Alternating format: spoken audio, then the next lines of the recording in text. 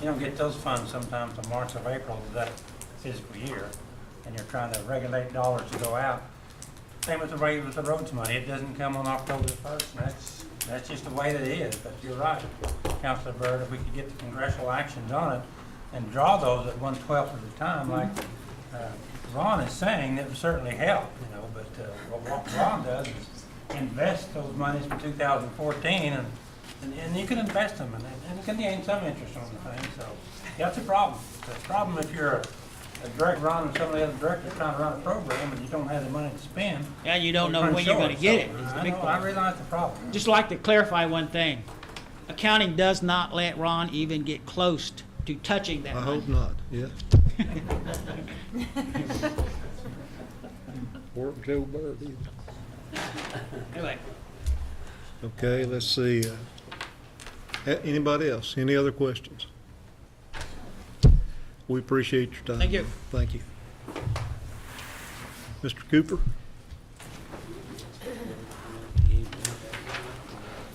He's just blew Good afternoon. us off. And I think all of y'all hopefully got your Christmas gift from the Housing Authority. Just to tell you a little bit, for those of you who invite us out to like your community meetings and things like that, that's what you'll see our Housing Authority employees in whenever they're out at those events, so they'll be easy to spot. The other thing is after the first of the year, we'll also, our Housing Authority employees who go out into the field, so those inspectors who go out and inspect folks' home, maintenance people who go out and do maintenance on folks' home, they'll all be newly uniformed. So they'll be easily identifiable to those folks. They will have a shirt similar to what you got in a couple other colors, but they'll be easy to identify that those are Housing Authority employees and that they're there on official business. So I think that's something that we've needed to do for quite some time and never been able to, and we're making that change. One other thing that I want to be sure to report to you is that we will once again be taking college housing program applications. We will do that for the spring semester starting January 2nd through the 16th. Of course, that is just for new applications. If they received assistance this fall, they do not have to reapply then. We're already working with those folks right now, sending them paperwork to renew for the spring, but this is for anyone who didn't get funded for spring.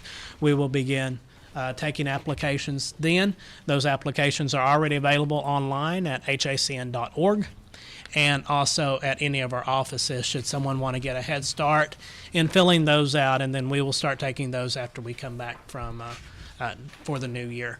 So folks, if they would like to start on those, they certainly can. Just as a reminder, the college housing program is an hosted assisted program, so there are eligibility requirements such as income and residency and things like that.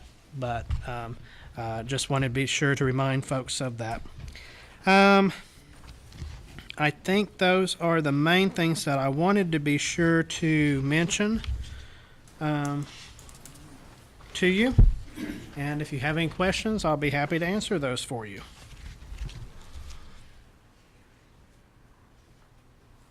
You're good. Thank you all. Y'all have a Merry Christmas. Good. Yeah. Michael?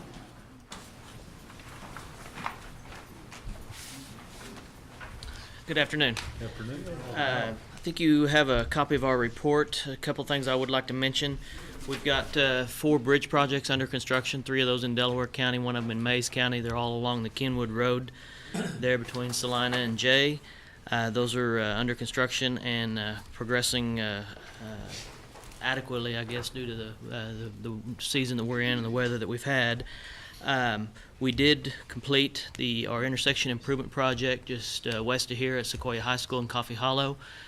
We completed that here within the past month, and we were able to hold a ribbon cutting on December 4th. We had the Executive Director of Oklahoma Department of Transportation down. Councilor Jordan, Councilor Walkingstick was able to attend. It was a good event. The Chief and Deputy Chief were there. It was a good event, and well attended, and we got some some publicity out of the project. So it was a good project overall. I think the improvements have been well received up there. It was put to the test last Friday with the Christmas event that the Cherokee Nation hosted up there at the gymnasium. But I think it handled the traffic well and got folks in and out of there safely. We did open bids on 2 projects on December 9th, one of them being what we call CNI Industrial Park, just south of Stillwell, and as well as a Ross Road in Muskogee County, southern Muskogee County.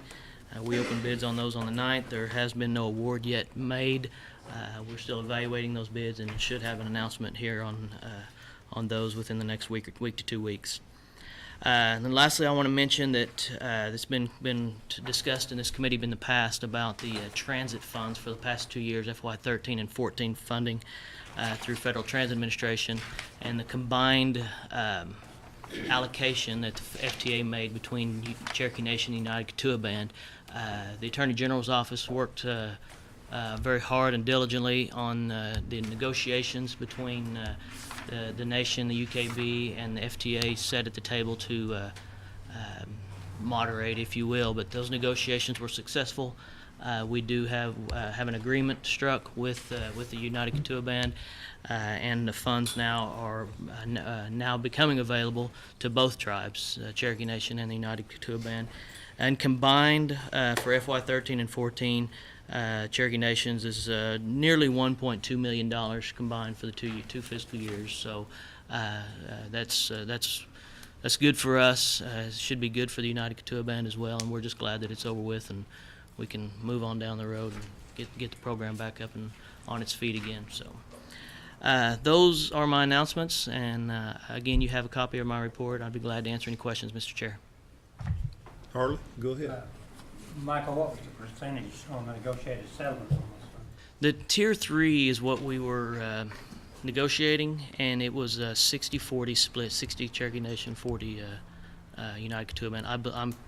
I believe that was a percentage split, Harley. Okay, and then, a while ago, I guess somebody spoke out of turn. I see you've got the allocations from Federal Highway for 2015 already. I did, and I was going to make mention of that.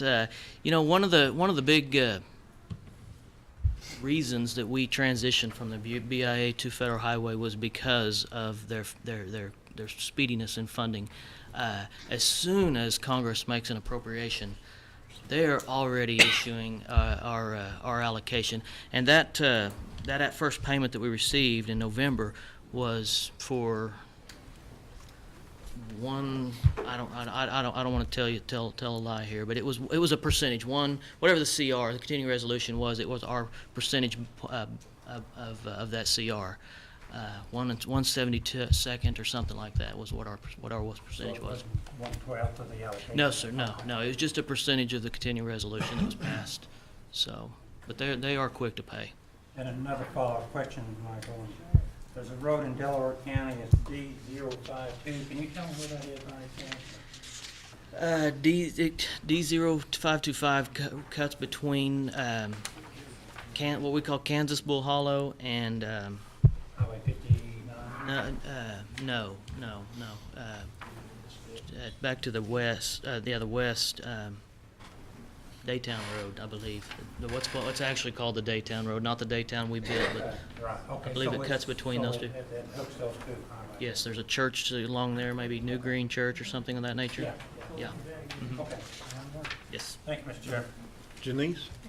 That transportation, was that 13 and 14 or 14 and 15? It was 13 and 14. Okay, that's what I thought you said, and then I thought, I don't know. Okay, thank you, that's all I needed, Chair. Tina? Did you all get to do the flyover this fall on the one road, Mud Valley, yet? You were going, last month, you were going to do I think you got a deal with the county to do the flyovers. Oh, I couldn't understand what you're talking about. I thought you said flowers. Flyovers. Flyovers. Yes. We were talking about, I think when we last talked to you about it, Foliage fell, you were going to try to. we were going to fly it to get the aerial survey, yes. That I believe that is in the works. I need to verify that, but I believe that is in the works, yes. What will be the next step after that? We need to host a public meeting out there and kind of show folks what we're looking at. Almost saw a bicyclist get hit out there the other day, so I thought, I need to check on that again. Right. Nobody uses Jones Road for bicycling and running. They all use Mid Valley. And of course, it's not wide enough for cars, bicycles, and runners. Mm-hmm. It's not wide enough for 2 cars, hardly. Hardly, yeah. So I was hoping we could move that along before somebody is Yes. hurt. Yes, we're working towards that, but our next step really would be to have a public meeting, let everyone know what's going on. Then this, start the survey, aerial survey, would also start the design process and things like that, so. Thank Okay. you. Mm-hmm. Councilor Coates? Thank you. Michael, I wanted to go back and understand a little bit more about what you were saying earlier. There's a settlement that is a 60-40 split between us and the UKB. Can you elaborate in some detail about Sure. what that is and how it came to be split and so forth? Sure.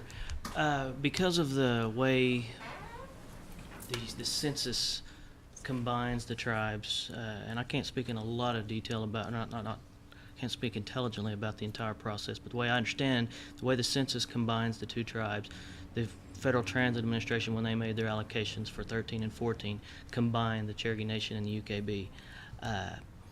The funds have been tied up for that long. I don't think Councilor Taylor quite realized how long it's been tied up, but it's been tied up a long, long time.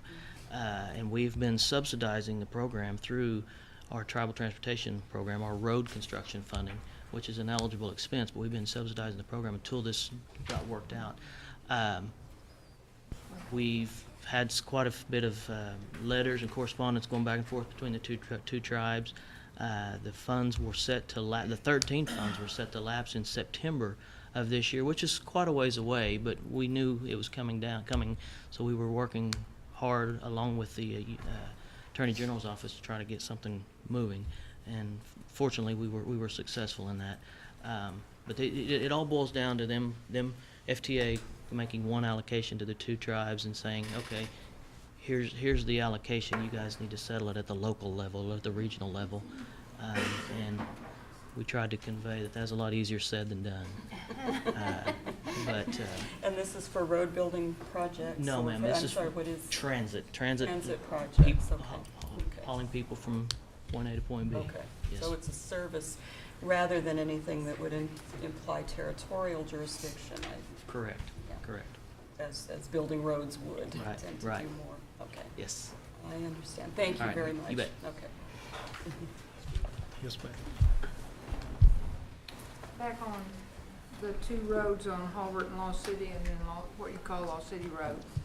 Did we ever settle whether we were gonna start at Halbert, or are you still trying to start at the bottom of the hill where Grace Hudlin intersects? Right now, it is starting where Grace Hudlin intersects and headed north.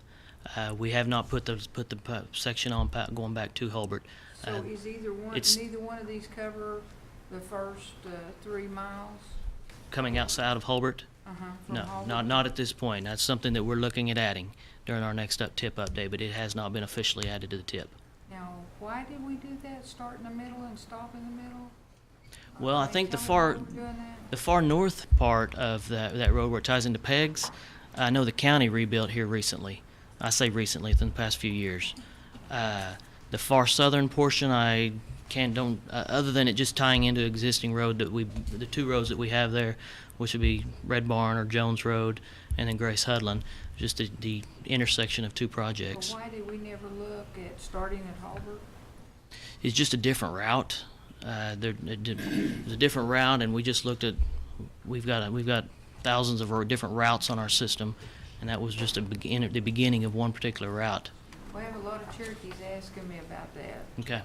I mean, it makes no sense. I mean, if you can't get from Halbert to the bottom of the hill because the road's bad, how they gonna get on our new road? So I think we need to look at that again. Yes. Yes. Yeah. You know where I'm talking about, Joe? Going down the bottom of the big hill, they're gonna start at the bottom and go one direction and other direction, but they're not gonna do the first 3 miles. Right. I'm sure there was a rhyme or reason way back when they started all this, but it doesn't make any sense now. It's a very well-traveled road, and it needs some assistance, Yes. especially the low areas. I mean, we need to kind of build them up a little bit if we can. Mm-hmm. Yeah, I know on the, Would you look at that again? or Yes. Could you look at it again? yes, I sure will. You bet. Because it's always, everybody out there thinks we're just we're just doing the middle, and there's no, and I've got to kind of agree with them, that's the way it looks. Looks like we start from a middle point and we go to another middle point, but we're not catching the two ends. Right. And it really is hard to explain to them that there's a plan, because you and I don't know what the plan is, apparently. I'll find But out. it's kind of hard for me to explain to them. We get a lot of questions asked about it. Okay. Because they can see you all are trying to do some things out towards the middle, but they can't understand why we're not doing anything at the beginning. Right. Okay. I would appreciate it. All right. Thank I'll you. find out and let you know. Okay. Yes, sir. Go ahead. Yes. I'd like to know about the White Mission Road. When, or do you know whereabouts, you may one about, receive funding on that road? I'm glad you mentioned that. I did get notice last week that the county had applied for STP money, State Transportation Improvement Program funding. There's just a select amount of projects selected through that fund for county projects.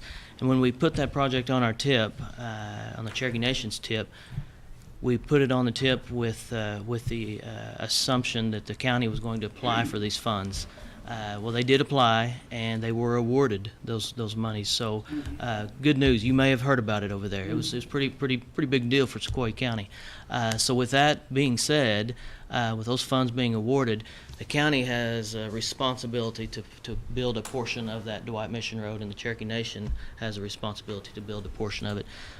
With those funds being awarded now, we're both ready to start moving forward with the design. I think those projects, those funds that were awarded to Commissioner Carter were, I believe, 2019, 2020 funds, something like that. So it's going to be a ways out, but it is moving along now, especially since he received the funding that he had hoped for.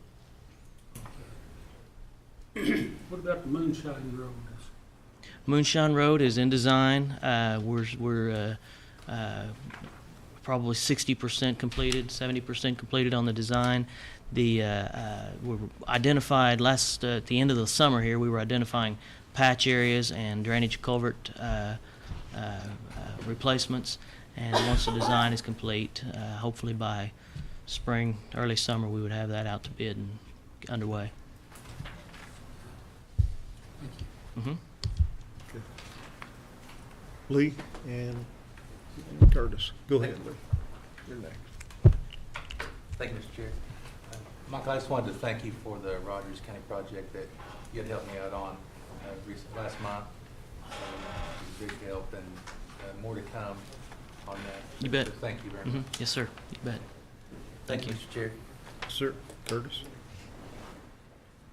Yeah, Michael, on that Leach Kenwood Road, says there's a holdup, there's zone A issues on that project. What's that holdup? I got an update on that this morning. The holdup is with a culvert replacement on that project. I've got staff and engineers supposed to meet with the floodplain administrator for Delaware County, I believe Wednesday morning at 10 up in Grove. And in order for us to go in and replace a culvert, it has to be brought up to meet a 100-year flood event through as defined by FEMA. The area in question here is it's economically not feasible to bring that particular structure up to a 100-year flood standard because for a lot of reasons. The traffic volume's not there. It would impact a huge amount of land because it's just a low area in general for quite a distance. The structures that are the water drainage structures that are there now are somewhat handling the water, but what's being required or called for in a 100-year flood event is tremendously bigger than what is there now. We feel like if we can bring it up to like a 25-year flood event, we would still be better than what's there now, and it would be as more than adequate of what's required as 100 years. So, no, the short answer to your question is we're meeting with the floodplain administrator this week. He can actually authorize us to go ahead and meet the 25-year versus the 100, and that's what we're going to be requesting. That's that one culvert that was worked on 4 or 5 years ago? I believe it was. It was a series of four pipes that are in there now. Yes. Thank you. Yes, sir. Did we, on Northeast Gibson, did we find the beetle or the bat or both? Just the beetle. So we can't bait away anymore? Can't bait away. We have to wait till the spring and try it again? Yes, ma'am. Because they only do that in certain months, isn't it? Yes, May to September. But we are proceeding with right-of-way. We are acquiring right-of-way as we speak. Percentage-wise, I'm not 100% sure percentage-wise what we are, but I would say we're in the 40 to 60% acquired right now. Usually, Michael, on the second time, does the test come back good, or? I know that beetle is carcasses, right? Yeah, dead carcasses, yes. So That's what everybody needs to make sure they remove their dead animals in winter. That's correct, yes. And I just had one other question on the Ross Street. We've already set aside that money, haven't we? Yes, ma'am. Okay, so it's not part of our three No, monies? no. Because we've already took it out of our three monies. Ross Street is a federally funded project. Okay, so we didn't have to use our, because No. I know one time we talked about it might need to come out of our monies. I think that, yeah, years ago, I think that might have been discussed, but no, it's a federally funded project. Okay. Yes. Thank you. Mm-hmm. Thank you. Michael, on Dwight Mission Road, is there gonna be a road bed build up first before you start working on that, or some of that's kinda rough, I think? It is. It is, and it'll be a full reconstruction project, yeah, so it'll be what we call grade drain and resurfacing. It won't just be an overlay. Still So. won't be wide enough for bicycles. I think you're right. On that Tier 3 process, could you send me, or maybe the whole council, I assume there's a Tier 1 and Tier 2, if there's a Tier 3. There is. What is a Tier 3, and it may be complicated, so you can either email to us, or if it's a one-sentence answer, you can tell me now. Well, it might be easier to email it, but each tier does have a different representation, and but you bet I will email some information to all. And on the 60-40 split, is that a general question? Yes. Okay. Yeah. Thank I you. was not involved in those negotiations. Any other questions? Oh, well, okay, let me get out here. We're getting close. Okay, Is that it? thank All you. right. Thank Appreciate you. Y'all have a Merry Christmas. Thank You too. Yeah, we got Anna Knight on her scooter. Where's the scooter? You crank that scooter up, Anna? You got a sub? Well, Anna's here, but I thought I would spare her unless you all would like some entertainment. We can ask her to scoot up here.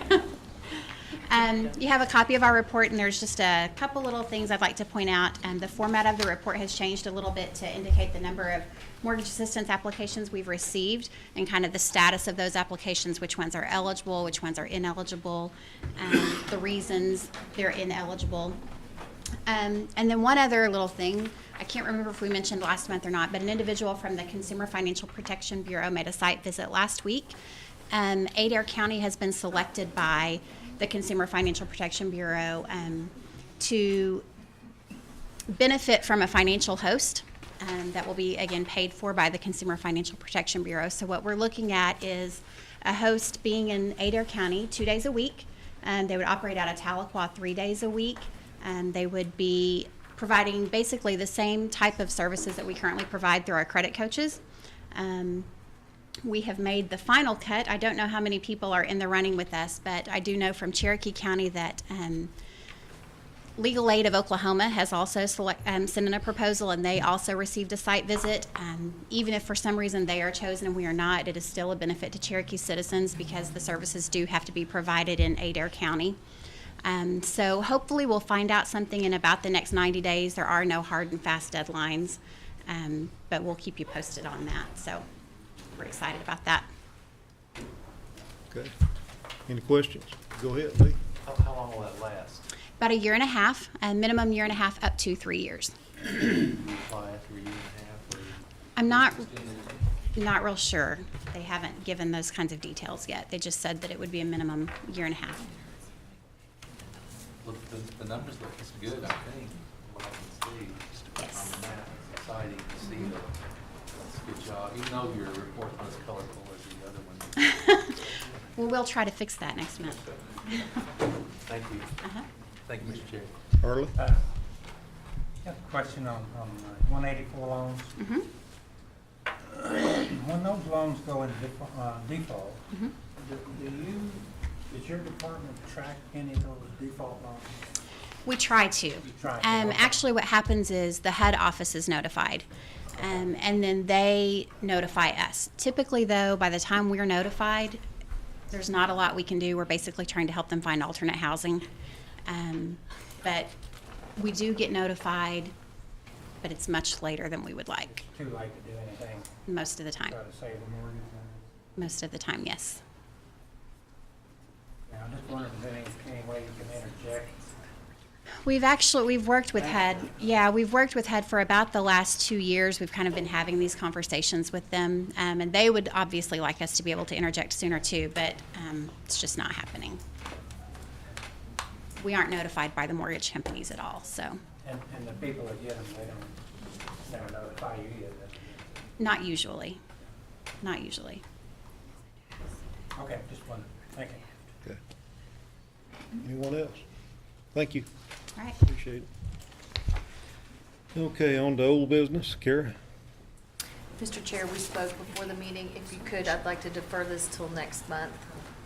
You know, if we have no objections. Pass it over till next month. Thank Okay. you. No new business, and our announcements. Marshall Lamb.